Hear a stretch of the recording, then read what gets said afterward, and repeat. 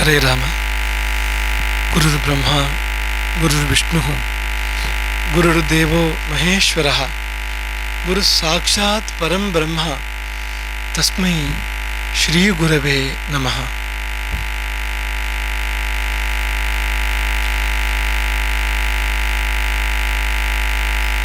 ಆಪದಾಮಪಹರ್ತಾರಂ ದಾತಾರಂ ಸರ್ವಸಂಪದಾಂ ಲೋಕಾಭಿರಾಮಂ ಶ್ರೀರಾಮಂ ಭೂಯೋ ಭೂಯೋ ನಮಾಮ್ಯಹಂ.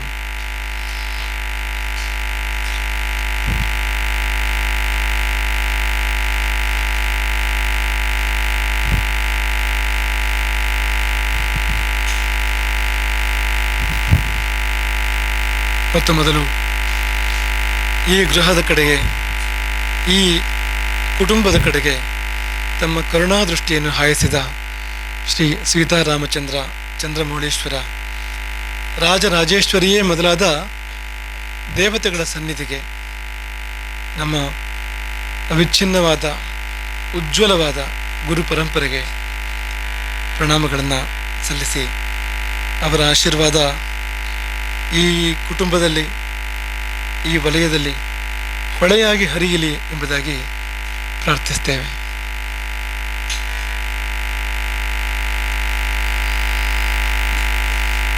ಮುಡಿಪು ಎಂಬ ಶಬ್ದವೇ ತುಂಬ ಅರ್ಥವುಳ್ಳದ್ದು. ಈ ಜಗತ್ತಿನಲ್ಲಿ ಆ ಹೆಸರಿರುವ ಇನ್ನೊಂದು ಊರು ನಾವು ಕೇಳಿದ್ದಿಲ್ಲ. ಮುಡಿಪು ಎನ್ನುವ ಹೆಸರಿರುವಂಥ ಇನ್ನೊಂದು ಊರು, ಆ ಹೆಸರಿರ್ತಕ್ಕಂಥ ಒಂದು ವಲಯ, ಆ ಊರನ್ನು ಕೇಂದ್ರವಾಗಿಟ್ಕೊಂಡಿರ್ತಕ್ಕಂಥ ಒಂದು ವಲಯ ಅದು.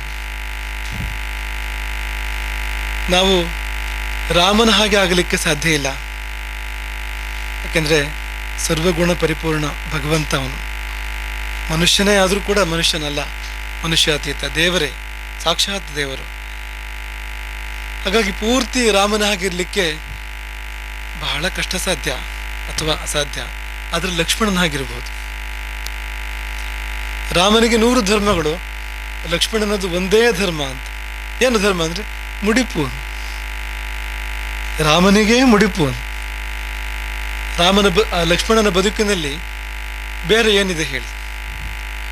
ಲಕ್ಷ್ಮಣನಿಗೆ ತನ್ನದೇ ಆದ ರಾಜ್ಯ ಅಂತ ಇಲ್ಲ. ಅವನ ಮಕ್ಕಳಿಗೆ ರಾಜ್ಯವನ್ನು ಹಂಚಿಕೊಡ್ತಾನೆ ರಾಮ. ಆದರೆ ಲಕ್ಷ್ಮಣ ಕೊನೆಯವರೆಗೂ ರಾಮನ ಸೇವಕನಾಗಿ ಇದ್ದವನು. ಮುಂದೆ ರಾಮ ಚಕ್ರವರ್ತಿ ಆಗುವಾಗ ಯುವರಾಜನಾಗುವಂಥ ಲಕ್ಷ್ಮಣನಿಗೆ ಒಂದು ಅವಕಾಶವನ್ನು ಕೊಡ್ತಾನೆ. ಅದಕ್ಕೆ ಲಕ್ಷ್ಮಣ ಸರ್ವಥಾ ಒಪ್ಪಲಿಲ್ಲ ಅಂತ ರಾಮಾಯಣ ವರ್ಣನೆ ಮಾಡ್ತದೆ. ಸರ್ವಾತ್ಮನ ಅನುನಯಿಸಿದ್ರು ಕೂಡ ಅಂತ ಹೀಗೆ ಹೇಳ್ತದೆ ರಾಮಾಯಣ. ರಾಮನಂತ ರಾಮ ಪರಿಯಲ್ಲಿ ಅನುನಯಿಸಿದ್ರು ಕೂಡ ಲಕ್ಷ್ಮಣ ಒಪ್ಪಲಿಲ್ಲ ಅಂತ. ಯಾಕೆಂದರೆ ನನ್ನ ಸ್ಥಾನ ಅದಲ್ಲ ಅಂತ. ನನ್ನ ಸ್ಥಾನ ಏನಿದ್ರು ಕಾಲು ಬಿಡದಲ್ಲಿ ಸೇವೆ ಅಷ್ಟೇ. ನಾನೊಬ್ಬ ಸೇವಕ ಹೊರತು ನಾನು ಯುವರಾಜ ಅಲ್ಲ ಎಂದೇ ಲಕ್ಷ್ಮಣ ಹಠ ಹಿಡಿದ ಎಂಬುದಾಗಿ ನಾವು ಕೇಳ್ತೇವೆ. ಹಾಗಾಗಿ ಕೆಲವರು ಪ್ರಶ್ನೆ ಕೇಳೋದುಂಟು, ವನವಾಸಕ್ಕೆ ಹೋಗುವಾಗ ಊರ್ಮಿಳ ಏನಾದಳು ಅಂತ, ಅವಳು ಹೇಗಿರ್ಬೋದು ಅಂತ. ಹಾಗೆ ಲಕ್ಷ್ಮಣ ಕೊನೆಯಲ್ಲಿ ಅವನ ದೇಹಾಂತ್ಯದ ಸಮಯದಲ್ಲಿ ಅವನು ಅಂತಃಪುರಕ್ಕೆ ಹೋದ ಉಲ್ಲೇಖ ಇಲ್ಲ. ಸಭೆಯಲ್ಲಿ ಅವನಿಗೆ ಒಂದು ಆ ಸಂದರ್ಭ ಒದಗಿ ಬರ್ತದೆ, ನಿಮಗೆಲ್ಲ ಗೊತ್ತಿರುವಂಥದ್ದೇ. ರಾಮ ಮರಣದಂಡನೆ ಕೊಡಬೇಕು ಲಕ್ಷ್ಮಣನಿಗೆ ಎನ್ನುವಂಥ ಸಂದರ್ಭ. ರಾಮ ಕೊಡೋದಿಲ್ಲ ಅದನ್ನು. ಅದರ ಬದಲು ತ್ಯಾಗ ಅಂತ, ಸಜ್ಜನರಿಗೆ ಮರಣದಂಡನೆ ಒಂದೇ, ತ್ಯಾಗವೂ ಒಂದೇ. ತ್ಯಾಗ ಮಾಡ್ತಾನೆ ಅಂದರೆ ತ್ಯಾಗ ಮರಣದಂಡನೆಗಿಂತ ಹೆಚ್ಚಾಗಿ ಹೋಗ್ತಂತೆ ಲಕ್ಷ್ಮಣನಿಗೆ. ಆಗ ಹಾಗೆ ಹೊರಟು ಹೋಗ್ತಾನೆ ಅಲ್ಲಿಂದ ಅಂತ. ಅವನು ಮನೆಗೆ ಹೋಗಿ ಹೆಂಡತಿಯನ್ನು ಮಕ್ಕಳನ್ನು ಮಾತನಾಡಿಸ್ಕೊಂಡು ಕೂಡ ಹೋಗಲಿಲ್ಲ ಅಂತ, ಅಲ್ಲಿಂದಲೇ ಹೋದ ಅಂತ. ಯಾಕೆಂದರೆ ಆ ಜೀವ ಮುಡಿಪು ರಾಮನಿಗೆ. ಅದು ಬಿಟ್ಟು ಬೇರೆ ಕಾರ್ಯ ಇಲ್ಲ ಅದಕ್ಕೆ. ಆದಿಶೇಷನಿಗೆ ಬೇರೆ ಕಾರ್ಯ ಉಂಟ? ಮಹಾವಿಷ್ಣುವಿಗೆ ಅವನು ಹಾಸಿಗೆ ಅಷ್ಟೇ, ಅಲ್ಲಿಗೆ ಮುಡಿಪು. ಹಾಗಾಗಿ ಬೇರೆ ಕಾರ್ಯ ಮಾಡಲಿಕ್ಕಾದ್ರೂ ಗೊತ್ತುಂಟ ಅಂತ. ಯಾಕೆಂದರೆ ನಿರಂತರವಾಗಿ ಮಹಾವಿಷ್ಣು ಅಲ್ಲಿ ಶಯನ ಮಾಡುವಾಗ ಅವನಿದ್ದು ಬೇರೆ ಕಡೆ ಹೋಗ್ಲಿಕ್ಕಾಗ್ತದ? ಹಾಗಾಗಿ ಅವನು ಸಂಪೂರ್ಣ ಮುಡಿಪು ಮಹಾವಿಷ್ಣುವಿಗೆ. ಆದಿಶೇಷ ಅವನ ಅವತಾರ ಲಕ್ಷ್ಮಣ, ಅವನು ಕೂಡ ಮುಡಿಪು ಅಂತ. ಹಾಗೆ ನಾವು ಕೂಡ ಜೀವನದಲ್ಲಿ ಸಾಧನೆ ಮಾಡಬೇಕು ಏನಾದರೂ ಅಂತ ಆದರೆ ನಾವು ಮುಡಿಪಿಡಬೇಕು ನಮ್ಮನ್ನು ಅಂತ, ಯಾವುದಾದ್ರೂ ಒಂದು ತತ್ವಕ್ಕೆ, ಒಂದು ಸತ್ಯಕ್ಕೆ, ಒಂದು ದೇವರಿಗೆ, ಒಂದು ಗುರುವಿಗೆ, ಒಂದು ವಿಷಯಕ್ಕೆ ನಮ್ಮನ್ನು ನಾವು ಮುಡಿಪಿಟ್ಟರೆ ಜೀವನ ಧನ್ಯ ಆಗ್ತದೆ. ಇಲ್ಲದಿದ್ದರೆ ಜೀವನ ಹರಿದು ಹೊಂಚಿ ಹೋಗ್ತದೆ ಅಂತ. ಎಷ್ಟು ಹೆಂಡತಿಗೆ, ಎಷ್ಟು ಗಂಡನಿಗೆ, ಎಷ್ಟು ಮಕ್ಕಳಿಗೆ, ಅಷ್ಟು ಕಾರ್ಯಾಲಯಕ್ಕೆ, ಕಚೇರಿಗೆ, ಇಷ್ಟು ಆಳುಕಾಳುಗಳಿಗೆ, ಇಷ್ಟು ನೆಂಟರಿಷ್ಟರಿಗೆ, ಇಷ್ಟು ಅದಕ್ಕೆ, ಇಷ್ಟು ಇದಕ್ಕೆ ಅಂತ ನೀವು ಪಟ್ಟಿ ಮಾಡ್ತಾ ಹೋದರೆ ಅದು ಮುಗಿಯೋದೇ ಇಲ್ಲ, ಕೊನೆಗೆ ನಾವು 100 ಪಾಲಾಗಿ ಹರಿದು ಹಂಚಿ ಹೋಗಿರ್ತೇವೆ ಅಂತ. ಇಂಥದಕ್ಕೆ ನಾವು ಮುಡಿಪು ಅಂತ ಇರೋದಿಲ್ಲ ಅಂತ. ಹಾಗಾಗಿ ಆ ಶಬ್ದವೇ ತುಂಬ ಒಂದು ರೋಮಾಂಚನ ಉಂಟು ಮಾಡ್ತಕ್ಕಂಥ ಶಬ್ದ. ನೀವು ಉದ್ಧಾರ ಆಗಲಿಕ್ಕೆ 100 ಶಾಸ್ತ್ರಗಳನ್ನು ಓದಲಿಕ್ಕೆ ಸಾಧ್ಯ ಆಗದೆ ಇದ್ದರೆ ಈ ಒಂದು ಶಬ್ದವನ್ನು ತಿಳ್ಕೊಳ್ಳಿ. ಮುಡಿಪು ಎನ್ನುವ ಒಂದು ಶಬ್ದವನ್ನು ತಿಳ್ಕೊಂಡ್ರೆ ನಾವು ಉದ್ಧಾರ ಆಗ್ಬೋದು, ಅದು ಸಾಕಾಗ್ತದೆ ಅಂತ. ನೀವು ಭಕ್ತಶ್ರೇಷ್ಠರ ಮಹಾಪುರುಷರ ಚರಿತ್ರೆಗಳನ್ನು ಕೇಳ್ತೀರಿ, ಎಲ್ಲ ಕಡೆ ಇದಿದೆ ಅಲ್ಲಿ. ಈ ಮುಡಿಪು, ಈ ಭಾವ ಎಲ್ಲ ಕಡೆ ಅದು ಇದ್ದೇ ಇದೆ. ಈ ಮನೆಗಳಲ್ಲಿ ಮುಡಿಪು ಅಂತ ಒಂದು ಪದ್ಧತಿ ಕ್ರಮ ಇದೆ, ಅದು ಕೂಡ ಅದೇ ಅರ್ಥದಲ್ಲಿ ಇರ್ತಕ್ಕಂಥದ್ದು. ಇದು ಆ ದೇವರಿಗೆ ಅಂತ, ಇದು ತಿರುಪತಿಯ ವೆಂಕಟರಮಣ ದೇವರಿಗೆ ಅಂತ. ಆ ಕಾರಣಕ್ಕಾಗಿ ಆ ಶಬ್ದ ಅಲ್ಲಿಯೂ ಬಂದಿರುವಂಥದ್ದು. ಹಾಗೆ ನಾವು ಸ್ವಾರ್ಥಿಗಳಾಗದೆ, ಬರೇ ನಮ್ಮ ಸುಖವನ್ನೇ ನೋಡದೆ ನಮ್ಮನ್ನು ಯಾವುದಕ್ಕಾದರೂ ಮುಡಿಪಿಡುವಂಥ ಮನಸ್ಸನ್ನು ಮಾಡಿದರೆ ಆಗ ನಮ್ಮ ಜೀವನ ಅದು ಉಜ್ಜೀವನ ಅಂತ ಅನಿಸ್ಕೊಡ್ತದೆ, ಉತ್ತಮ ಜೀವನ ಅಂತ ಅನಿಸ್ಕೊಡ್ತದೆ. ಈ ಮನೆಗೆ ಆ ಶಬ್ದ ಬಹಳ ಹತ್ತಿರದ ಬಾಂಧವ್ಯ ಇದೆ. ಒಂದು ರೀತಿ ತಮ್ಮನ್ನು ತಾವು ಮುಡಿಪಿಟ್ಟುಕೊಂಡವರು ಇವರು. ಗುರುಪೀಠ ಗುರುಗಳು ಅನ್ನುವಾಗ ನೀವು ಈಗಾಗಲೇ ನೋಡ್ತಾನೆ ಇದ್ದೀರಿ. ನೀವು ಅವರ ಗಂಡ ಹೆಂಡತಿ ಮಕ್ಕಳ ಭಾವ ನೀವು ನೋಡಿರ್ತೀರಿ. ನಾವು ನಿನ್ನೆ ಇಲ್ಲಿ ಬಂದು ಇಳಿಯುವಾಗ ಇಬ್ಬರದ್ದು ಒಂದೊಂದು ಭಾವದಲ್ಲಿದ್ದಾರೆ, ಗಂಡ ಹೆಂಡತಿ ಇಬ್ಬರು ಕೂಡ. ಜಯಪ್ರಕಾಶನಿಗೆ ಮಾತನಾಡಲಿಕ್ಕೆ ಗೊತ್ತಾಗ್ತಾರೆ, ಏನು ಮಾಡಬೇಕು ಅಂತಲೇ ಗೊತ್ತಾಗ್ತಿಲ್ಲ ಅಂತ ಸ್ಥಿತಿ ಇದೆ. ಇನ್ನು ಯಜಮಾನಿ ಅವಳು ಹೊರದು ಹೋಗ್ತಾ ಇದ್ದಾಳೆ ಅಂತಂದ್ರೆ ತಪ್ಪಿಲ್ಲ ಅಂತ, ಅವಳು ಹಾಗೆ, ಅವಳು ಮಗಳು ಕೂಡ ಹಾಗೆ ಅಂತ. ಕಣ್ಣೀರಿಲ್ಲದೆ ಸಂವಾದವೇ ಇಲ್ಲ ಅಂತ. ಸಂವಾದ ಅಂದರೆ ಕಣ್ಣೀರಿನ ಮೂಲಕವೇ ಸಂವಾದ ಎನ್ನುವ ಹಾಗೆ ತುಂಬ ಎಷ್ಟರ ಮಟ್ಟಿಗೆ ಒಂದು ಭಾವ ತೀವ್ರತೆ ಅಂದರೆ ಅದನ್ನು ನಾವು ಪುಸ್ತಕಗಳಲ್ಲಿ ಓದ್ತೇವೆ ಅಂತ. ಆ ರೀತಿಯ ಭಾವ ತೀವ್ರತೆಯನ್ನು ನಾವಿಲ್ಲಿ ಕಾಣ್ತೇವೆ ಅಂತ. ಇವತ್ತು ಈಗ ನಮ್ಮ ಗೋಸ್ವರ್ಗದಲ್ಲಿ ಜಯಪ್ರಕಾಶನ್ ಸೇವೆ ಸಲ್ತಾ ಇದೆ. ಗೋಸ್ವರ್ಗ ಅಂತಲ್ಲ, ಗುರುಪೀಠದ ಕಾರ್ಯ ಗುರುಗಳು ಹೇಳಿದ್ದು ಅಪೇಕ್ಷೆ ಪಟ್ಟಿದ್ದು ಅಂದರೆ ಅದು ಯಾವುದಾದ್ರೂ ಕೂಡ ಸಿದ್ಧ ಅಂತ, ಮುಡಿಪು ನಾನು ಅದಕ್ಕೆ ಎನ್ನುವಂಥ ಒಂದು ಮನಸ್ಥಿತಿ ಇದು. ಹಾಗಾಗಿ ಇದು ಕೂಡಿ ಬಂತು. ಇದು ಈ ಕಾರ್ಯಕ್ರಮ ಇಲ್ಲಿಗೆ ಹೇಗೆ ಕೂಡಿ ಬಂತು ಅಂದರೆ, ನಿಟ್ಟೆಗೆ ನಾವು ಹೋಗಬೇಕಾದ ಒಂದು ಪ್ರಮೇಯ ಇತ್ತು. ಅವರು ಸುಮ್ಮನೆ ಆಮಂತ್ರಣ ಮಾಡಿದರೆ ಸಾಕಿತ್ತು. ಅವರು ಆಮಂತ್ರಣ ಮಾಡುವಾಗ ಒಂದು ಇಡೀ ದಿನ ಅಂದರೆ ಒಂದು ಮೊಕ್ಕಾಮ ಬೇಕು ಅನ್ನುವ ಹಾಗೆ ಅವರ ಒಂದು ಆಮಂತ್ರಣ ಬಂದಿತ್ತು. ಆದರೆ ಅಲ್ಲಿ ಅಷ್ಟು ಅದಕ್ಕೆ ಬೇಕಾದ ವಾತಾವರಣ ಇಲ್ಲ ಅಂತ ಅವ್ರಿಗೆ ಅನಿಸಿದಾಗ, ಆಗ ನಾವು ಎಲ್ಲೆಲ್ಲಿಯೋ ಮೊಕ್ಕ ಮಾಡುವಂಥ ಪ್ರಮೇಯಗಳಿರ್ತೇವೆ. ಹೋದ ಜಾಗ ಪಾವನ ಆಗ್ತದೆ, ರಾಮದೇವರು ಹೋದಲ್ಲಿ ಬಂದಲ್ಲಿ, ಅದು ಬೇರೆ ಮಾತದು. ಆಗೇನಾಯಿತು ಅಂದರೆ, ಮುಡಿಪು ವಲಯದಲ್ಲಿ ಹತ್ತಿರದಲ್ಲಿ ಒಂದು ಮನೆ ನೋಡಬೇಕು ಅನ್ನೋ ಸಂದರ್ಭ ಬಂತು. ಅದು ಇಲ್ಲಿಗೆ ಅದು ಹಾಗೆ ಒಲಿದು ಬರ್ತದೆ ಅದು ಅಂತ, ಅವಕಾಶಗಳು ಸೃಷ್ಟಿಯಾಗ್ತವೆ. ಹಾಗೆ ದೇವರು ತಾನೇ ಸಂದರ್ಭಗಳನ್ನು ಒದಗಿಸಿ ಕೊಡ್ತಾನೆ. ಈಗ ನೋಡಿ, ನಾವು ಇಲ್ಲಿ ಪೀಠ ಹಾಕಿದೆ, ಇಲ್ಲಿ ಕೂತು ಇಲ್ಲಿ ಆಶೀರ್ವಚನೆ ಮಾಡಬೇಕು ಅಂತ ಮನೆ ಯಜಮಾನಿಯ ಒಂದು ಅಪೇಕ್ಷೆ. ಯಜಮಾನನಿಗೆ ಆಚೆ ಅಲ್ಲಿ ಒಂದು ಕಡೆ ಆಗ್ಬೋದು ಅಂತ ಒಂದು ಯೋಚನೆ ಅಷ್ಟೇ ಅದು. ಆದರೆ ಮನೆಯ ಈ ಗೃಹಿಣಿಗೆ ಗುರುಗಳು ಇಲ್ಲೇ ಕೂತ ಹಾಗೆ ಮಾತನಾಡಿದಾಗೆ ಭಾಸ ಆಗ್ತಾ ಇತ್ತು ಅಂತ ಕೆಲವು ಸಮಯದ ಮೊದಲು. ಈಗ ಅಲ್ಲ ಅಂತ. ಈ ಸ್ಥಳ ನೋಡಲಿಕ್ಕೆ ಬಂದವರು ಇದೇ ಸ್ಥಳವನ್ನು ಆರಿಸಿದ್ರು. ಇದೇನು ಅಂದರೆ, ಇದು ಆ ಬಾಂಧವ್ಯವನ್ನು ತೋರಿಸ್ತದೆ ಅಂತ. ಎಲ್ಲಿಂದಲೋ ಒಂದು ಪ್ರೇರಣೆ ಬಂದು ಕೆಲಸ ಮಾಡ್ತಾ ಇರುವಂಥದ್ದು, ಮನಸ್ಸಿನ ಆಳದಲ್ಲಿ ಒಂದು ಸ್ಫುರಣೆ ಅದು ಕೆಲಸ ಮಾಡೋದನ್ನು ತೋರಿಸುವಂಥದ್ದು ಅಂತ. ಹಾಗಾಗಿ ಈ ರೀತಿಯ ಒಂದು ಭಾವ ಎಲ್ಲರಿಗೂ ಬೇಕಾಗುವಂಥದ್ದು, ಸರ್ವರಿಗೂ ಅಪೇಕ್ಷಿತ. ಎಲ್ಲ ಮನೆಗಳಲ್ಲಿಯೂ, ಎಷ್ಟೋ ಮನೆಗಳಲ್ಲಿ ಗುರುಭಿಕ್ಷೆ ಅದೆಲ್ಲ ನಡೀತದೆ, ಇಲ್ಲ ಅಂತಿಲ್ಲ. ಈ ಮನೆಯಲ್ಲಿ ಒಂದು ವಿಶೇಷವಾದ ಪೂಜೆ ಕೂಡ ಇದು ನಡೆದಿದೆ ಅಂತ. ಆವಾಗ ಹೇಳಿದ್ರು, ಈ ಮನೆಯಲ್ಲಿ ಹಾಲಿನ ಹೊಳೆ ಹರಿದಿದೆ ಅಂತ. ಬಂದವರಿಗೆಲ್ಲ, ಬೆಳಗ್ಗೆ ಇದ್ದವರು ಆಮೇಲೆ ಬಂದವರು ಎಲ್ರಿಗೂ ಶುದ್ಧ ದೇಶೀಯ ಹಾಲು, ಕುಡಿದಷ್ಟು ಬೇಕೆನ್ನುವಷ್ಟು ಕುಡಿಬಹುದು, ಎಷ್ಟು ಬೇಕಾದ್ರೂ ಸೇವಿಸ್ಬೋದು ತೀರ್ಥವಾಗಿ. ಸುಮ್ಮನೆ ಹಾಲು ನಿಮಗೆ ಸಿಕ್ಕಿದ್ದು ಕಷ್ಟದಲ್ಲಿ. ಆದರೆ ರಾಮದೇವರ ಪರಿವಾರಕ್ಕೆ, ಇಡೀ ದೇವತಾ ಸಮೂಹಕ್ಕೆ ಅಭಿಷೇಕ ಮಾಡಿದ ತೀರ್ಥ ನಿಮಗೆ ಸಿಗಲಿಕ್ಕೇ ಇಲ್ಲ. ದುರ್ಲಭದಲ್ಲಿ ದುರ್ಲಭ ಅದು ಅಂತ. ಎಲ್ರಿಗೂ ಅಮೃತ ಇವತ್ತು ಬೇಕಾದಷ್ಟು ಸಿಕ್ಕಿದೆ ಅಂತ. ಅಭಿಷೇಕದ ಪೂಜೆ ಬೆಳಗ್ಗೆ ಇವತ್ತು ಆಗಿದೆ ಅಂತ. ವಿದುರನ ಮನೆ ಕಥೆ ನೀವು ಕೇಳಿರ್ಬೋದು ಅಂತ. ದುರ್ಯೋಧನ ದೊಡ್ಡ ಸಿದ್ಧತೆ ಮಾಡಿದ್ದನಂತೆ, ಸಂಧಾನಕ್ಕೆ ಬರುವ ಕೃಷ್ಣನಿಗೆ ಭಾರೀ ಆತಿಥ್ಯವನ್ನು ಮಾಡಬೇಕು, ದಂಗಾಗಿ ಬಿಡಬೇಕು. ಕೃಷ್ಣ ದಂಗಾಗಿ ತನ್ನ ಪಕ್ಷಕ್ಕೆ ಬರಬೇಕು, ಅವನು ಸಂಧಾನ ಮಾಡುವಾಗ ತನ್ನ ಕಡೆ ಮಾತನಾಡಬೇಕು. ಹಾಗೆ ಒಂದು ಭಾರೀ ವೈಭವದ ಸಿದ್ಧತೆಯನ್ನು ಮಾಡಿದನಂತೆ. ಆದರೆ ಕೃಷ್ಣ ಅಲ್ಲಿ ಹೋಗಲೇ ಇಲ್ಲ. ಕೃಷ್ಣ ವಿದುರನ ಮನೆಗೆ ಹೋಗ್ತಾನೆ. ವಿದುರನಿಗೂ ಗೊತ್ತಿಲ್ಲ ಕೃಷ್ಣ ತನ್ನ ಮನೆಗೆ ಬರ್ತಾನೆ ಅಂತ. ಹಾಗಾಗಿ ಅತಿಥಿಯೇ ಕೃಷ್ಣ. ಹೌದು, ಅಂದರೆ ತಿಥಿ ವಾರ ನಕ್ಷತ್ರ ನೋಡದೆ ಬರುವವನು, ಮೊದಲು ಗೊತ್ತಿಲ್ಲ, ಸಮಯ ಕೊಟ್ಟು ಬರುವವರು ಅತಿಥಿಗಳಲ್ಲ, ಅಭ್ಯಾಗತರು.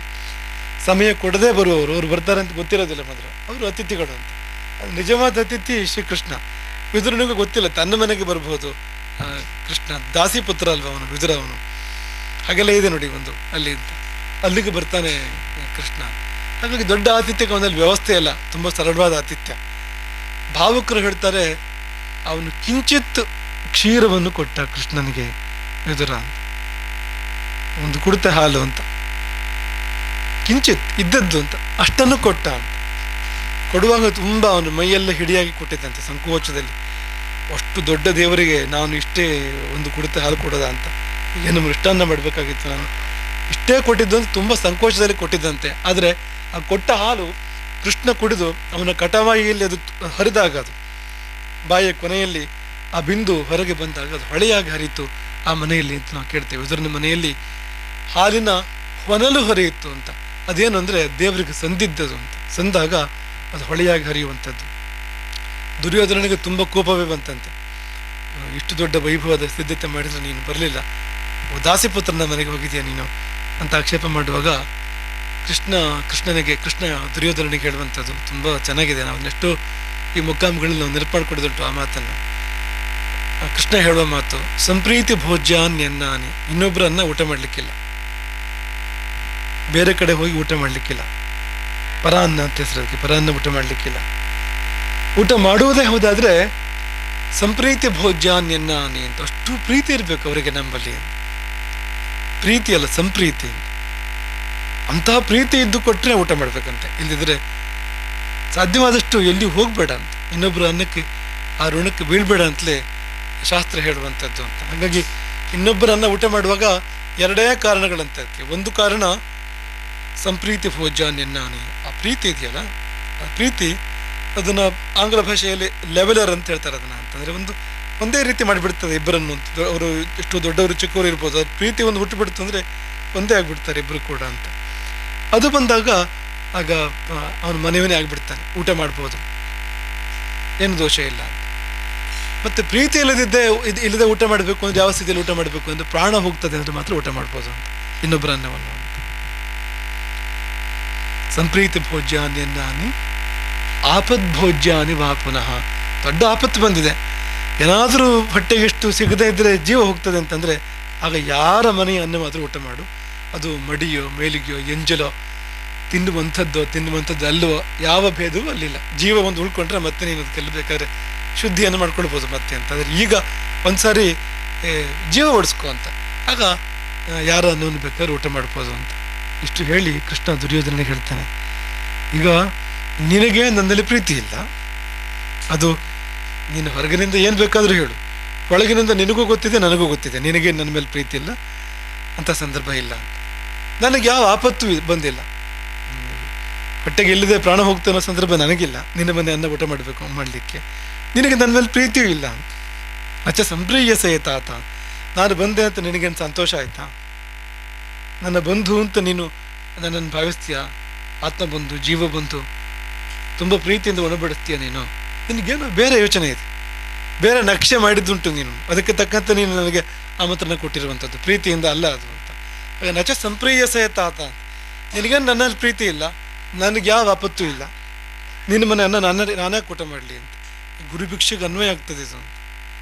ಎಲ್ಲಿ ಗುರುಭಿಕ್ಷೆ ನಡಿಬೇಕು ಅಂದರೆ ಇಂಥ ಸ್ಥಾನದಲ್ಲಿ ಅಂತ. ವಿದುರನ ಮನೆಗೆ ಕೃಷ್ಣ ಹೋದ್ನಲ್ಲ, ಅಂತಹ ಪ್ರೀತಿ ಇರುವಲ್ಲಿ ಗುರುಭಿಕ್ಷೆಗೆ ಅದು ಪೂರ್ಣವಾದಂಥ ಅರ್ಥ ಬರುವಂಥದ್ದು, ಪೂರ್ಣವಾಗೋದು, ಹೊಂದಿಕೊಳ್ಳುವಂಥದ್ದು ಕೂಡಿ ಬರ್ತದೆ. ಅದು ಅಲ್ಲಿ ಅವರಲ್ಲಿ ಹಣ ಇದೆಯೋ ಇಲ್ವೋ ಅದೆಲ್ಲ ಗೌಣ ಅದು ಅಂತ, ಅದು ವಿಷಯವೇ ಅಲ್ಲ ಅದು ಅಂತ.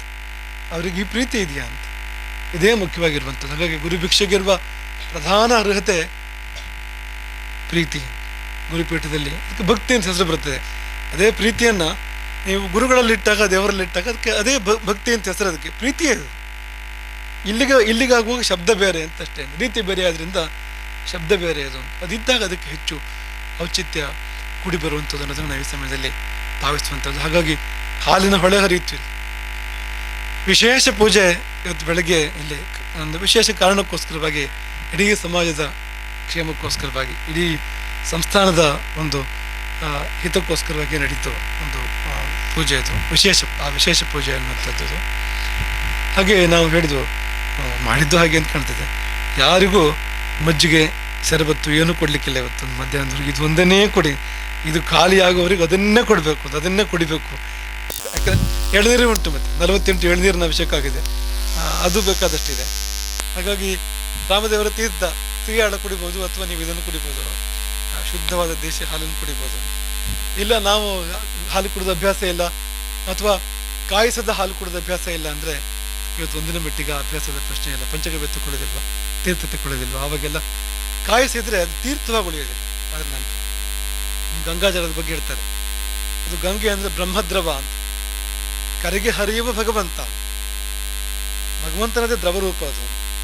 ಅದ್ರ ಬಿಸಿ ಮಾಡಿದರೆ ಅದು H2O ಅಂತ. ಅದ್ರ ನಂತರ ಬಿಸಿ ಮಾಡಿದ ಮೇಲೆ ಅದಕ್ಕಷ್ಟೇ ಬೆಲೆ ಇರುವಂಥದ್ದು. ಹಾಗೆ ನೀವು ಈ ತೀರ್ಥದ ಕ್ಷೀರವನ್ನು ಬಿಸಿ ಮಾಡಿದರೆ ಅದಕ್ಕೆ ಆ ಒಂದು ಯೋಗ್ಯತೆ ಇದೆ ಅಂತಲ್ಲ, ಅದನ್ನು ಬಿಸಿ ಮಾಡಿ ಕುಡಿಯುವಂಥದ್ದಲ್ಲ. ಇನ್ನು ಪಾಯಸ ಬಾಗಿಸಿ ಮನಸ್ಸಲ್ಲಿ ದೇವರಿಗೆ ಸ್ವೀಕಾರ ಮಾಡುವಂಥದ್ದು ಬೇರೆ. ಆದರೆ ಹಾಲಿನ ರೂಪದಲ್ಲಿ ತಗೊಳ್ಳುವಾಗ ಅಲ್ಲಿ ನಾವು ಹಾಗೆ ಅದನ್ನು ತಗೊಳ್ಳಿಕ್ಕಿರುವಂಥದ್ದು. ಅಂಥದ್ದೊಂದು ವಿಶೇಷ ಸಂದರ್ಭ ಇಲ್ಲಿ ವಿಶೇಷ ಅಭಿಷೇಕ ಪ್ರಭೂತವಾದ ಗಂಗಾಜಲದಿಂದ, ಕ್ಷೀರದಿಂದ ಮತ್ತು ಎಳನೀರಿನಿಂದ ಈ ಮನೆಯಲ್ಲಿ ನೆರವೇರಿದ್ದು ಕೂಡ ರಾಮದೇವರ ಒಂದು ಇಚ್ಛೆ, ಈ ಮನೆಗೆ ದೇವರು ಮಾಡಿದ ಅನುಗ್ರಹ ಎಂಬುದಾಗಿ ನಾವು ಭಾವಿಸುವಂಥದ್ದು. ಅಂತೂ ಒಂದು ಒಳ್ಳೆ ರೀತಿಯ ಕಾರ್ಯಕ್ರಮ ಇಲ್ಲಿ ನೆರವೇರಿದೆ. ಜಯಪ್ರಕಾಶ್ ಹೇಳಿದಾಗ ನೀವೆಲ್ಲ ಸೇರಿ ಈ ಕಾರ್ಯಕ್ರಮವನ್ನು ಮಾಡಿದ್ದೀರಿ. ನಮ್ಮಲ್ಲಿ ಗುರುಭಿಕ್ಷುಗಳು ಹಾಗೆ ನಡೀತವೆ ಅಂತ, ಅದು ಅವ್ರ ಮನೆಯದ್ದು ಅನ್ನೋ ತರಹ ಸಮಾಜವೂ ಭಾವಿಸೋದಿಲ್ಲ. ಹಾಗೆ ಆ ಮನೆಯವರು ಕೂಡ ನಮ್ಮ ಮನೆಯದ್ದು ಅಂತ ನೀವೆಲ್ಲ ಹೊರಗೆ ಅನ್ನೋ ರೀತಿಯಲ್ಲಿ ಮನೆಯವರು ಕೂಡ ಭಾವಿಸೋದಿಲ್ಲ. ಎಲ್ಲ ಬೆರೆತು ಒಂದಾಗಿ ನೋಡಿ, ಮಧ್ಯೆಗೆ ಒಂದು ಚೂರು ಅಂತರ ಅಂತ ಇಲ್ಲ ನೋಡಿ. ನೀವೆಲ್ಲ ಕೂತ್ಕೊಂಡಿದ್ದೀರಲ್ಲ, ಎಲ್ಲ ಸೇರಿ ಕುಳಿತು ಹೇಗೆ ನೀವು ಪ್ರವಚನ ಕೇಳ್ತಾ ಇದ್ದೀರೋ ಹಾಗೆ ಎಲ್ಲರೂ ಕೈ ಜೋಡಿಸಿ ಆ ಕಾರ್ಯಕ್ರಮ ಆಗುವಂಥದ್ದು. ಒಬ್ಬರೇ ಗುರುಭಿಕ್ಷೆ ಮಾಡಲಿಕ್ಕೆ ಅದು ಕಷ್ಟವೂ ಆಗ್ತದೆ, ಮಾಡುವುದು ಅಲ್ಲ ಅಂತ ಎಲ್ಲ ಸೇರ್ಬೇಕು, ನೂರಾರು ಕೈಗಳು ಸೇರ್ಬೇಕು, ಎಲ್ಲ ಸೇರಿ ಆ ಕಾರ್ಯ ನಡೆದರೆ ಪೂರ್ಣ ಅಂತ. ಹಾಗಾಗಿ ಗುರುಭಿಕ್ಷೆ ಎಂದಿದ್ರೂ ವೈಯಕ್ತಿಕ ಅಲ್ಲ. ಒಬ್ಬರ ಮನೆಯಲ್ಲಿ ನಡಿಬೋದು, ಅವರು ಸೇವಾರ್ಥಿಗಳಾಗಿರ್ಬೋದು, ಅವ್ರಿಗೆ ವಿಶೇಷ ಆಶೀರ್ವಾದ ಪ್ರಾಪ್ತ ಆಗ್ಬೋದು. ಆದರೆ 10 ಕೈ ಸೇರಬೇಕು ಅಲ್ಲಿ. ಇಡೀ ಮುಡಿಪು ವಲಯ ಸೇರಿದೆ, ವಲಯದ ಆಚೆಯಿಂದಲೂ ಕೂಡ ಇಲ್ಲಿ ಸಾಕಷ್ಟು ಸೇವೆ ಸಂದಿದೆ. ನಮ್ಮ ಹೂವಿನ ಸೇವೆ ಮಾಡುವವರು ಎಲ್ಲ ನಮ್ಮ ಮಠದ ಪರಿವಾರ ಒಂದು ಉಂಟು, ಎಲ್ಲಿ ಹೋದರೂ ಬಂದು ಸೇವೆ ಮಾಡ್ತಕ್ಕಂಥವ್ರು, ಅವರೆಲ್ಲ ಬಂದು ಸೇವೆ ಮಾಡ್ತಾರೆ. ಅವರು ಆಮಂತ್ರಣವನ್ನು ನಿರೀಕ್ಷೆ ಮಾಡೋದಿಲ್ಲ, ಅಥವಾ ದೊಡ್ಡ ಸನ್ಮಾನವನ್ನು ಗೌರವವನ್ನು ಕೂಡ ನಿರೀಕ್ಷೆ ಮಾಡೋದಿಲ್ಲ. ಹಾಗೆ ಎಲ್ಲ ಸೇರಿ ಈ ಒಂದು ಕಾರ್ಯಕ್ರಮ ನಡೆಯಬೇಕು. ಎಲ್ಲರಿಗೂ ನಮಗೆ ಇದರ ಫಲ ಸಿಗಬೇಕು, ನಮಗೆಲ್ಲರಿಗೂ ಕ್ಷೇಮ ಸಿಕ್ಕಬೇಕು, ಯಶಸ್ಸು, ಕ್ಷೇಮ, ಅಭ್ಯುದಯ ನಿಮಗೆಲ್ಲರಿಗೂ ಸಿಗಬೇಕು. ಇಂದು ಯಾರ್ಯಾರು ನಿಮ್ಮ ಆಶೀರ್ವಾದ ಭಾಗ್ಯಗಳೋ ನಿಮಗೆ ಅದು ಗೊತ್ತಾಗಬೇಕು ಅಂತ. ಇದು ಆಶೀರ್ವಾದ ಪಡ್ಕೊಂಡು ಬಂದು ಹೀಗಾಯಿತು ಅಂತ ನಿಮಗೆ ಮನಸ್ಸಿಗೆ ಭಾಸವಾಗುವಂತೆ ದೇವರು ನಿಮಗೆ ಒಳ್ಳೇದು ಮಾಡಬೇಕು. ಮತ್ತು ಈ ಮನೆಗೆ ತಮ್ಮನ್ನು ಪೀಠಕ್ಕಾಗಿ ಮುಡಿಪಿಟ್ಟ ಮನೆಗೆ, ಮುಡಿಪನ್ನು ಶಬ್ದ ಬಳಸಿದ್ದು ಆ ಕಾರಣಕ್ಕೋಸ್ಕರವಾಗಿ ನಾವು ಆ ಮನೆಗೂ ತುಂಬ ತುಂಬ ಶ್ರೇಯಸ್ಸಾಗಬೇಕು. ಒಂದು ಲಾಡ ಅನ್ನುವಾಗ ನಮಗೆ ಲಾಡು ನೆನಪಾಗೋದು ಯಾವಾಗಲೂ. ಲಾಡು ಯಾಕೆ ನೆನಪಾಗೋದು ಅಂದರೆ, ಈ ಲಾಡಿನಲ್ಲಿ ಎಲ್ಲ ಕಡೆ ಸಿಹಿ ಇದು, ಅದು ವೃತ್ತಾಕಾರ, ಅದು ಅದಕ್ಕೆ ಒಂದು ಮುಖ ಅಂತ ಇಲ್ಲ ನೋಡಿ. ಲಾಡಿಗೆ ಮುಖ ಅಂತ ಒಂದು ಉಂಟ, ಒಂದು ಇಲ್ಲ ಅಂತ, ಸರ್ವತೋಮುಖ ಅದು. ಮತ್ತೆ ಈ ಒಂದು ಕಡೆಗೆ ಸಿಹಿ, ಇನ್ನೊಂದು ಕಡೆಗೆ ಸಪ್ಪೆ ಅಂತ ಉಂಟ, ಅದು ಎಲ್ಲ ಕಡೆಗೂ ಸಿಹಿ ಅದು. ಲಾಡ ಅಂದ್ರೆ ಹಾಗೆ. ಅದು ಕನ್ನಡದಲ್ಲಿ ಲಾಡು ಒಂದು ಆ ಶಬ್ದ ಅರ್ಥ ಬಳಕೆ ಆಗಿರುವಂಥದ್ದು. ಮೂಲ ಸಂಸ್ಕೃತ ಶಬ್ದ ಇದೆಯಲ್ಲ, ಅದರ ಮೂಲ ಧಾತು ಇದೆಯಲ್ಲ, ಅದಕ್ಕೆ ಪ್ರೀತಿ ಅಂತ ಅರ್ಥ ಉಂಟು. ಆ ಶಬ್ದಕ್ಕೆ ಹಾಗೆ ಅರ್ಥ ಇದೆ. ಅದು ಹಿಂದಿಯಲ್ಲಿ ಬಳಕೆಯಲ್ಲಿದೆ. ಯಾಕೆ ಒಂದು ಸ್ವಲ್ಪ ಹಿಂದಿ ನೆನಪರ್ಥ ಉಂಟು. ಲಾಡಲ ಅಂತ ಹಿಂದಿಯಲ್ಲಿ ಹೇಳ್ತಾರೆ. ಲಾಡಲ ಅಂದ್ರೆ ತುಂಬಾ ಪ್ರೀತಿಯವನು ಅಂತ. ಒಂದು ಮಗ, ಒಂದು ಮೊಮ್ಮಗ, ಲಾಡ್ಲ ಅಂತ ಅನ್ನುವಾಗ ತುಂಬಾ ಪ್ರೀತಿಯವನು ಅಂತ ಅರ್ಥ ಇರುತ್ತೆ, ತುಂಬಾ ಮುದ್ದಿನವನು ಅಂತ. ಹಾಗಾಗಿ ಆ ಶಬ್ದದಲ್ಲೇ ಉಂಟು, ದೂರ ಹೋಗ್ಬೇಕಾಗಿಲ್ಲ. ಆ ಸಿಹಿ ಯಾವ ಸಿಹಿ ಅಂದರೆ ಅದು ಪ್ರೀತಿಯ ಸಿಹಿ ಇದೆಯಲ್ಲ, ಆ ಶಬ್ದದಲ್ಲಿಯೇ ಅದುಂಟು. ಆ ಮನೆಯವರಿಗೂ ಅದು ತುಂಬ ಸಿಗಲಿ ಅಂತ, ಸಿಹಿ ಜೀವನದಲ್ಲಿ ತುಂಬ ಪ್ರಾಪ್ತ ಆಗಲಿ. ಬಟ್ ಹಿಂದಿನ ಕಾಲದಲ್ಲಿ ಸಿಹಿ ತುಂಬ ತಿನ್ನುವ ಪದ್ಧತಿ ಉಂಟು. ಅದರಲ್ಲಿ ಈ ಬ್ರಾಹ್ಮಣರಿಗೆ ಸಿಹಿ ತುಂಬ ವಿಶೇಷ ಅಂತ ಲೆಕ್ಕ. ಅವರು ಮುಮುಕ್ಷುರ ಮಾಧುರ್ಯ, ಬ್ರಾಹ್ಮಣರು ಅವರ ಊಟದಲ್ಲಿ ಸಿಹಿ ತುಂಬ ಪ್ರಧಾನ ಅಂತ. ಆದರೆ ಆ ಕಾಲದಲ್ಲೆಲ್ಲ ಸಕ್ಕರೆ ಕಾಯಿಲೆ ಬರ್ತಿತ್ತು ಅಂತಿಲ್ಲ, ಏನು ಈ ಕಾಲದಲ್ಲಿ ಬರ್ತದೆ ಕೆಲವೊಮ್ಮೆ. ಯಾಕೆ ಬರ್ತದೆ ಅಂದರೆ, ಸಿಹಿ ತಿಂದು ಸಿಹಿ ಸಿಹಿಯಾಗಿ ಬದುಕೋದಿಲ್ಲ ಅಂತ. ತಿನ್ನುವುದು ಸಿಹಿ, ಬದುಕುವುದು ಖಾರ ಆದರೆ, ಬದುಕುವುದು ಕಹಿ ಒಗರು ಆದರೆ ಅದು ಇನ್ನೊಂದು ರೂಪದಲ್ಲಿ ಹೊರಗೆ ಬರ್ತದೆ. ಆ ಸಿಹಿ ಅದಕ್ಕೆ ಜಾಗ ಇಲ್ಲ ಅಂತ. ಸಿಹಿಯ ಫಲ ಸಂತೋಷ, ಸಿಹಿಯ ಫಲ ಸತ್ವಗುಣ. ಈ ತುಪ್ಪವನ್ನು ತುಂಬ ಬಳಸಬೇಕು ಅಂತ ಲೆಕ್ಕ. ತುಪ್ಪವನ್ನು ಬೇಕಾದಷ್ಟು ಹಾಕಿ ಊಟ ಮಾಡಬೇಕು ಅಂತ ಲೆಕ್ಕ. ಬ್ರಾಹ್ಮಣರ ಭೋಜನ ತುಪ್ಪ ಕೂಡ ವಿಶೇಷ ಅಲ್ಲಿ ಅಂತ. ಈಗ ತುಪ್ಪ ಅಂದರೆ ಕೊಲೆಸ್ಟ್ರಾಲ್ ಅಂತ ಸಂದರ್ಭ ಇದೆ. ಇದೇ ಕಾರಣಕ್ಕೆ ಅದು ಅಂತ. ಆ ತುಪ್ಪವನ್ನು ಹಾಗೆ ನಾವು ವಿನಿಯೋಗಿಸೋದಿಲ್ಲ ಅಂತ. ತುಪ್ಪಕ್ಕೆ ತಕ್ಕಂಥ ಬದುಕನ್ನು ಬದುಕೋದಿಲ್ಲ. ತುಪ್ಪ ಮಾತ್ರ ತಿಂದರೆ ಅದು ಸುಮ್ಮನೆ ಬಿಡೋದಿಲ್ಲ, ಒಳಗೆ ಕೆಲಸ ಇಲ್ಲ ಅದಕ್ಕೆ ಅಂತ. ಆಗ ಇಂಥ ಅಡ್ಡ ಪರಿಣಾಮಗಳು ಉಟ್ಕೊಳ್ತೇವೆ ಅಂತ ಬಲ್ಲವರು ಹೇಳೋದುಂಟು. ಹಾಗಾಗಿ ಆ ಸಿಹಿ ಬೇಕು ಎಲ್ಲರಿಗೂ ಅಂತ. ಊಟದಲ್ಲಿ ಮಾತ್ರ ಅಲ್ಲ, ಜೀವನದಲ್ಲಿ ಮನಸ್ಸು ತುಂಬ ಸಿಹಿ ಸಿಹಿಯಾಗಿದ್ದರೆ ನಿಮ್ಗೆ ಯಾಕೆ ಸಕ್ಕರೆ ಕಾಯಿಲೆ ಬರಬೇಕು ಅಂತೀರ? ಅಂದರೆ ಆನುವಂಶಿಕವಾಗಿ ಬರುವಂಥದ್ದು ಬೇರೆ, ಬೆನ್ಯಾವುದೋ ಕಾರಣಕ್ಕೆ ಬರುವಂಥದ್ದು ಬೇರೆ, ಅದನ್ನು ನಾವು ಹೇಳ್ತಾ ಇಲ್ಲ. ಈಗ ಗರ್ಭಿಣಿಯರಿಗೆ ಗರ್ಭಾವಸ್ಥೆಯಲ್ಲಿ ಬರ್ಬೋದು, ಬೇರೆ ಬೇರೆ ಕಾರಣಕ್ಕೆ ಬರುವಂಥದ್ದು ಅಂತ ಅದು ಅಂತ. ಆದರೆ ಈ ಸಿಹಿಯಿಂದ ಬರಬೇಕಾಗಿಲ್ಲ. ಯಾಕೆಂದರೆ ನಾವು ಸಿಹಿಯಾಗಿ ಬದುಕಿದರೆ, ಮನಸ್ಸು ತುಂಬ ಸಿಹಿ ಸಿಹಿಯಾಗಿದ್ದರೆ, ಸಿಹಿ ಭಾವಗಳೇ ಅದಕ್ಕೆ ಪೋಷಣೆ ಕೊಡುವಂಥ ಭಾವಗಳೇ ನಮ್ಮಲ್ಲಿದ್ದರೆ ಅಲ್ಲಿ ಅದು ಗತಾರ್ಥವಾಗ್ತದೆ ಆ ಸಕ್ಕರೆ ಅದು ಅಂತ. ಅದನ್ನ ಯಾಕೆ ನೆನಪಡ್ಕೊಂಡು ಅಂದರೆ ಅಂಥ ಒಂದು ಮಧುರ ಜೀವನ ಈ ಕುಟುಂಬಕ್ಕೆ, ಇಡೀ ಕುಟುಂಬಕ್ಕೆ. ಇಲ್ಲೇನು ಈ ಕುಟುಂಬದಲ್ಲಿ ಎಲ್ಲ ವಯಸ್ಸಿನವರು ಇದ್ದಾರೆ, ಬೇರೆ ಬೇರೆ ಪೀಳಿಗೆಯವರಿದ್ದಾರೆ ಈ ಕುಟುಂಬದಲ್ಲಿ. 90 ವರ್ಷದಿಂದ ಪ್ರಾರಂಭ ಮಾಡಿ 90 ವರ್ಷದ ಯುವಕರೊಬ್ಬರು ಇದ್ದಾರೆ ಇಲ್ಲಿ. ಭಾರಿ ಅವರ ಅರ್ಧ ಪ್ರಾಯದವರಿಗೆ ಅವರ ಉತ್ಸಾಹ ಇರ್ಲಿಕ್ಕಿಲ್ಲ ಅಂತ ಅನಿಸ್ತದೆ ನಮಗೆ ಅಂತ. ಗಟ್ಟಿದ್ದಾರೆ ಈಗಲೂ. ನಾವು ಸಾಮಾನ್ಯ ತುಂಬ ಪ್ರಾಯದವರು ಬಂದರೆ, ಅವರು ಒಮ್ಮೆ ಬಂದರೆ ಈಗಲೇ ಮಂತ್ರಾಕ್ಷರ ತೊಗೊಂಡ್ಬಿಡಿ, ಮತ್ತೆ ಪುನಃ ಬರಬೇಕಲ್ಲ ಪಾಪ ನೀವು ಅಂತೇಳಿ ಅವ್ರನ್ನ ಆಗಲೇ ಎಲ್ಲವೂ ಕೊಟ್ಟು ಕಳಿಸ್ಬಿಡೋದು ನಾವು. ಅದು ಅವ್ರಿಗೆ ಹೇಳಿದೆ, ನಿಮ್ಗೆ ಶಕ್ತಿ ಉಂಟು, ನೀವು ಮತ್ತೆ ಬನ್ನಿ, ನೀವು ಆಮೇಲೆ ಕೊಡ್ತೇವೆ ನಿಮಗೆ ಅಂತ. ಹಾಗೆ ಅಂತಹ ಒಂದು ಪ್ರಾಯಸ್ಥರಿಂದ ಆರಂಭ ಮಾಡಿ ಚಿಕ್ಕ ಚಿಕ್ಕ ಮಕ್ಕಳವರೆಗೆ ಎಲ್ಲ ತುಂಬಿದ ಕುಟುಂಬಕ್ಕೆ ಸಿಹಿ ಸಿಹಿಯಾದ ಬದುಕನ್ನು ಆಶೀರ್ವಾದವಾಗಿ ನಾವು ಹೇಳಬಯಸ್ತೇವೆ. ಹಾಗೆ ನಿಮ್ಗೆ ಎಲ್ರಿಗೂ ಕೂಡ ನೀವೆಲ್ಲ ಸೇರಿ ಕುಟುಂಬ ಅಲ್ವಾ, ಮಠ ಅಂತೂ ಇದಿಷ್ಟು ಸೇರಿ ಒಂದು ಮಹಾ ಕುಟುಂಬ ಅದು ಅಂತ. ಹಾಗಾಗಿ ನಿಮ್ಗೆಲ್ರಿಗೂ ಶ್ರೀ ಸಂಸ್ಥಾನದ ಪೂರ್ಣಾಶೀರ್ವಾದಗಳು. ನಿಮ್ಮ ಬದುಕು ಹಸನಾಗಲಿ, ನಿಮ್ಮ ಬದುಕು ಮುಡಿಪಾಗಲಿ, ನಿಮ್ಮ ಬದುಕು ಒಳಿತಿಗೆ ಮುಡುಪಾಗಲಿ, ನಿಮ್ಮ ಬದುಕು ಸಿಹಿ ಸಿಹಿ ಸಿಹಿಯಾಗಿ ಹಸನಾಗಿರಲಿ. ನಿಮ್ಮ ಮನಸ್ಸು ಯಾವಾಗಲೂ ಒಗರಾಗದೆ, ಕಹಿಯಾಗದೆ, ಹುಳಿಯಾಗದೆ, ಖಾರ ಆಗದೆ, ಸಿಹಿ ಸಿಹಿಯಾಗಿ ಮಧುರವಾಗಿ ಯಾವಾಗಲೂ ಇರುವಂಥ ಆಶೀರ್ವಾದವನ್ನು ಇಂದಿಲ್ಲಿ ಕ್ಷೀರದ ಹೊಳೆ ಹರಿಸಿದ, ಕ್ಷೀರದ ಅಥವಾ ಅರಿಕೆಯಲ ಜಲದ ಅಮೃತ ಅಂತ ಹೇಳ್ತಾರೆ, ಗಂಗಾ ಜಲದ ಹೊಳೆ ಹರಿಸಿದ ಭಗವಂತ ನಿಮ್ಮೆಲ್ಲರ ಬದುಕಿನಲ್ಲಿ ಅಂಥದ್ದೇ ಸಾತ್ವಿಕತೆಯ ಹೊಳೆಯನ್ನು ಅಥವಾ ಅಂಥದ್ದೇ ಸಂತೋಷದ ಹೊಳೆಯನ್ನು, ನೆಮ್ಮದಿಯ ಹೊಳೆಯನ್ನು ಹರಿಸಲಿ. ನಿಮಗೆಲ್ಲ ಒಳ್ಳೆಯದಾಗಲಿ ಅಂತ ಪಣ ಆಗ್ತದೆ. ಹರೇ ರಾಮ.